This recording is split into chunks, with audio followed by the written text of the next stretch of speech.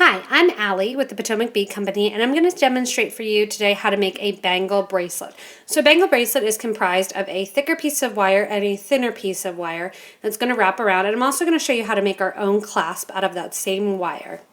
The wire that I've chosen for this is 18 gauge wire, and this is artistic wire. You can also use a German style wire. It's going to just bend a little bit differently. The art wire is going to be a little bit more flexible, whereas the German style wire is going to be a little bit stiffer. So I have that in 18 gauge. You can use 18, 16, 14. One thing to keep in mind, depending on the size that you're using, is that 18 gauge is a great gauge that you can still get beads on. The other gauge that I'm working with, and this can vary, I'm working with 24 gauge wire. I've chosen a different color, this brassy art wire color, so that you can see it a little bit better as I'm wrapping. For this, you can use 24 gauge wire, 20 gauge wire, 22 gauge. You can also use half round. 20 half round wire looks really nice with this as well. So you can choose your wire. I've also chosen a bunch of beads to go on. For this, I'm using my wire cutters, my round nose pliers, and my flat nose pliers. Or my needle nose. And I may also pick up a pen to kind of work around. So the first thing that I'm going to do is going to make a round loop with my round nose pliers. I'm going to make an eye pin. To do that, I have my wire where I can see it but I can't feel it, kind of hanging out in between there on my round nose pliers. And you'll notice that I'm at the back of the round nose. I'm going to twirl my round nose around until I get myself a nice loop. That nice loop is going to be off to the side. What I'm going to do to straighten it out is put it back in my round nose pliers with the tail coming down through the middle and just give a little 45-degree angle turn. And that's going to make my eye pin coming down straight from the center. My wire that I'm using does have a natural bend on it from when it came off the spool because it's going to be spooled around. So I do keep that bend in it and I don't straighten it out completely. The first thing I'm going to do now is attach my thinner wire, my 22 gauge, to my thicker wire. I have my wire and I'm going to leave myself a little bit of a tail. So for those of you that are right-handed, I hold the wire against the other wire with my right hand between my between my thumb and my pointer finger. I'm going to leave myself a tail to go back and wrap, and I'm going to hold on to that. What I'm going to do is wrap this thinner wire around the thicker base wire. To do that, I'm taking the wire away from me and I'm wrapping it towards the back. I'm going to do this 3, 4, 5 times. It's kind of up to you. The goal when you're doing this is to get it nice and tight against the wire that you're wrapping against, as well as the coils nice and tight towards one another. So what I'm going to do here is have this wrapped on, and then I'm going to go back and I'm going to coil that tail on. If it gets to the point that it's starting to pinch you a little bit, you're going to go ahead with your wire cutters and just trim down that end so that way you don't have a cut end to you. I'm going to push that up to where I'm working on it. And then what I'm going to do is I'm going to start to add my beads. So again, when you're looking at your coils, here's a little cheat that I do.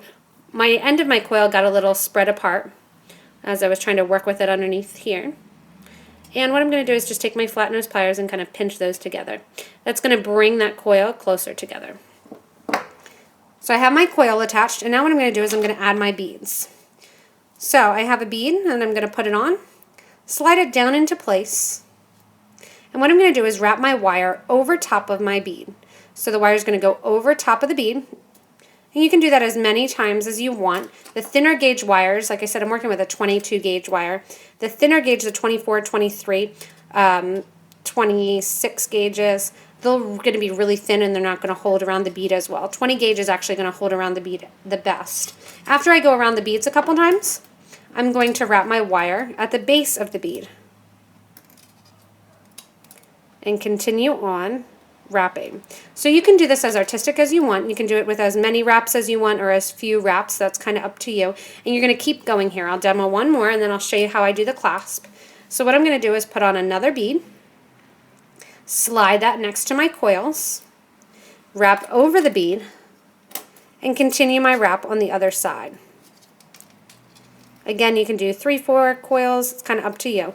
I can do as many beads in a row as I want to. And what I'm going to do is continue adding my beads and continue wrapping.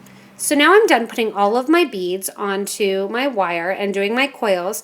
And what I'm going to do is I'm going to finish with a coil. So I've coiled after my beads, and I'm just going to take my cutters and I'm going to cut and trim off that little end. I forgot to mention when I started that I did start with 12 inches of my thicker gauge 18 wire, and I started with 20 inches of my 22 gauge wire. What I'm going to do now is make my clasp just right out of the same wire. To do that, I'm going to play with it and just turn my wire to the side.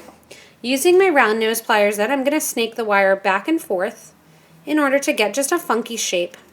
You can add a pre-made clasp to this and just do an eye pin again, but it's more fun with the end. We allow ourselves extra wire with that 12 inches because most of your wrists, you're going to make this bangle about 7 inches, 7.5.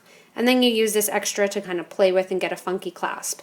So to do my final turn in my clasp, what I'm going to do is use my pen. If you have a mandrel, you can use a mandrel too. Thick Sharpies work really nicely. Pens work. Anything that you can bend around and just get a nice little loop. And then I'm going to take my flat nose pliers and I'm going to bend the end of my wire up back against itself and just give a little pinch. What that's going to do is keep this wire from scratching or from getting annoying when I'm kind of putting it on with clothes. So at this point I have my clasp and I have it finished, but this loop is not turned in the correct direction that I can put my clasp through the loop. So when I'm finished, what I want to do if I'm doing a handmade clasp is I'm going to turn that loop so that it's facing straight up on the bracelet. Then I can put my clasp in and I have my bracelet all made and finished and ready to wear. I would suggest if you're using the art wire to go ahead and pound down and hammer this wire. You can check out our other YouTube videos for some helpful hints on trying to make that eye pin and also some of this other wire working fun. So this is a great bracelet, which honestly takes usually, by the time you get the hang of it, about 10 minutes to make, and it can be worn with a ton of different stuff, and it's a great bracelet also to get rid of and to use a lot of random extra beads. So have fun with wire, let the wire do it at once. You'll come out with a great product, and this is a really easy way to get started with wire, doing the wire bangle bracelet. Check out our class schedules online and our stores that you can go to. Like us on Facebook and also check out the rest of our YouTube videos. Thanks!